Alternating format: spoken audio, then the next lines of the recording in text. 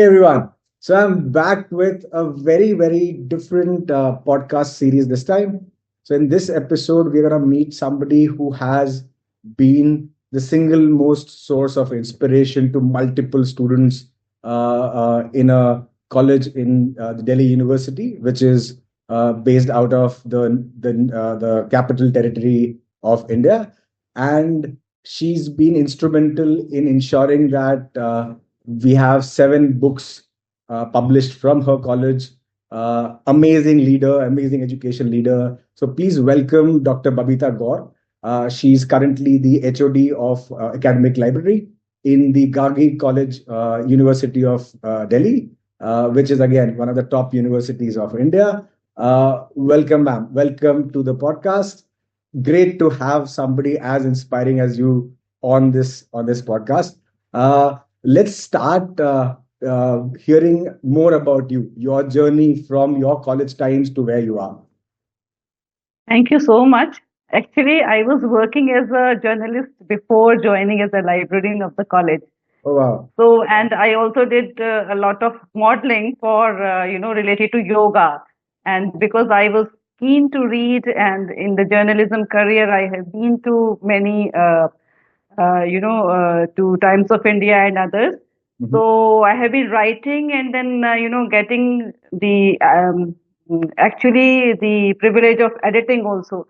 So from my journey from a journalist as a reporter to the librarian, because I was good enough to write, read, and happy to read even magazines and other things. So then I thought, why not to choose switch my career to as a librarian, because the journalism was taking so much of time. It takes throughout the day you need to be there. Right. So switching to the librarian, it also gave me a lot of peace of mind and the ability to encourage and motivate others. Because when I joined this profession, I thought that I'll get a lot of time to read. But the thing is that when you become the professional, you hardly get time to read. But Right. still, that that my experience paid me a lot being in the journalism field. Sure. So I started motivating the youngsters to read and write, because Right. unless and until they read, they won't be able to write. So when Uh, they pen down their feelings in the book. I was on a podcast with your student Mitali, and she had such amazing things to talk about you. In fact, in our conversation, she actually mentioned you twice, that you are the person who's ensured that she actually picked up writing as a tool to express herself. So absolutely, absolutely. If I go back in time before you started your professional career, can we know a bit more about? I mean, where was your upbringing? Which schools did you go to, and how was it when you were a school student? When I was a school student, I was actually, I can say that I was a good book lover. But it was just, reading and, passing and giving the exam. Uh-huh. And I was a voracious reader, and I used to get good marks in the class. But Right. to pen down your feelings, that came to in my life later on. Okay. Earlier, I was just reading and reading and reading related to text. But what I feel that apart from just going through the text, it's very essential that you read, which is not in the text. Right. Apart from general reading, Of course. Of like course. for fiction and for poetry and non-fiction, etc. It's a must for everyone, because it broadens your sense of understanding.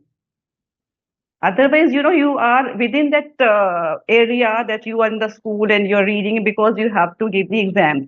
Right. So earlier, the mindset was just to pass the exams Obviously. with flying colors.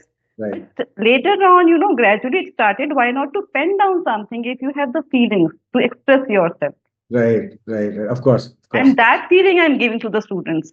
That's amazing. Ma'am, I think one of the things that you would see very often around us is the fact that if these kids who have, I mean, these students who have published their book, right, when they now go for an interview, either for a job or if they go for higher education, say abroad, if they go for their education, the idea of being a published author, being on your CV, is such a strong and powerful tool, right? That's one major differentiator that can help them stand apart. And I think, just for the common knowledge of people who are watching this, right? Uh, uh, it- Educational leaders can actually shape up what happens to their kids, to their students, once they are out of college. And this one strong motivational step that you have taken, it will actually go on to transform the future lives of your students who actually went on to publish. So amazing source of motivation for them.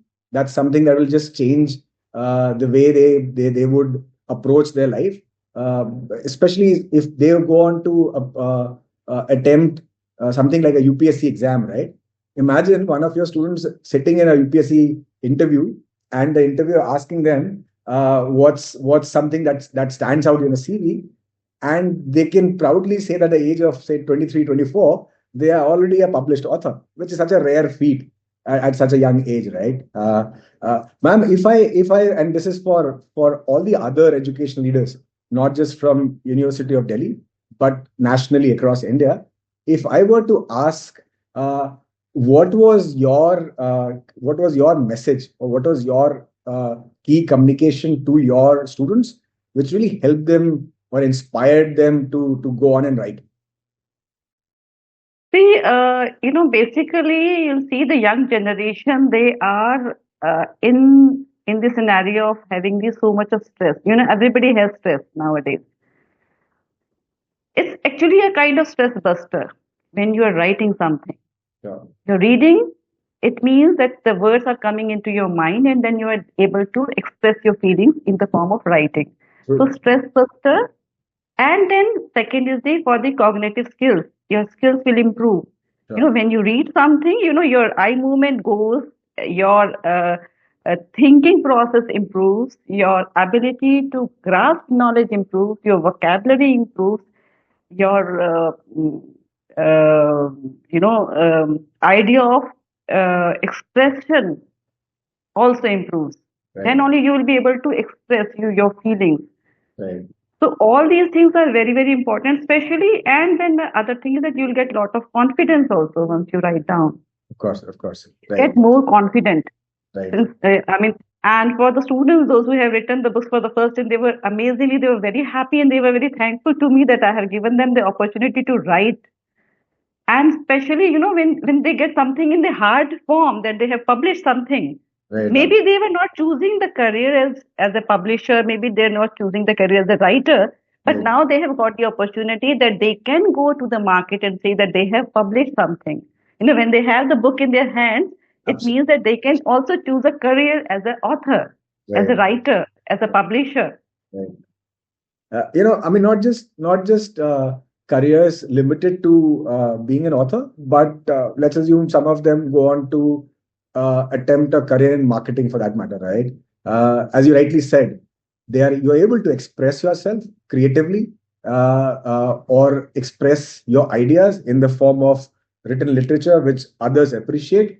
That's again such a great advantage for youngsters today when they go on to start a career in marketing. There's a very popular position or opportunity that exists in marketing called Yes. copywriters, जो ads लिखते हैं, जो लोग Mhm. हम newspaper में ads देखें, तो कुछ कुछ एड्स बहुत यूनिक होते हैं, right? They're very unique. These ads stand apart.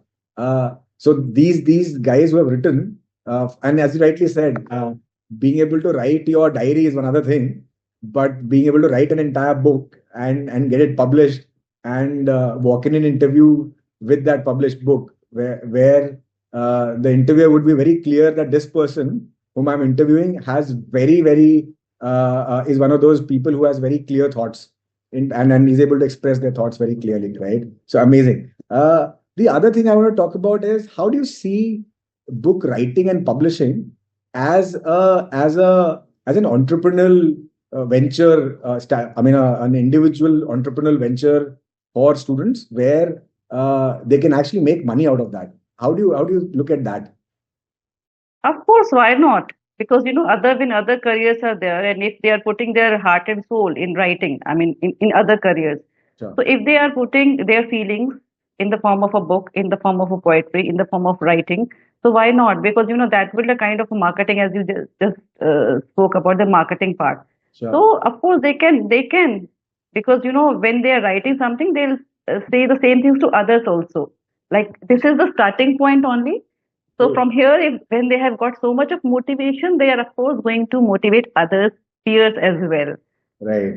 They'll also guide them that you can use it as for marketing, you can use it as for stress buster, you can use it for the psychological improvement, you can use it for nourishing your mind, your health as well. Because when you are writing something, it means you're concentrating in writing part only. Your thinking will not go haywire. You will be stick to writing. Your thinking will increase. Power of thinking will increase. Your That's mind will be more sharpened. that's So a amazing. lot of benefits are there when you write. Absolutely. In North America, specifically universities in the US, right? Something like this is pretty common. But this is probably for the first time when an education leader, specifically somebody who heads an entire library for a college, has actually taken such an initiative, right? So, and I'm sure this will reach out to all the other colleges and universities across India. Would you like to give a piece of advice or a note to other education leaders, if they how should they approach something like this, and how should they communicate this opportunity to their students? It's all depends, I had the zeal that I was considering my students as my children. If my daughter goes somewhere and, if somebody motivates, somebody guides, somebody, pat on the back, appreciates someone, taking the initiative. I have taken the initiative because I felt like they are just like my children. And if they get, these kinds of opportunities, if they get their things published, why Right. not?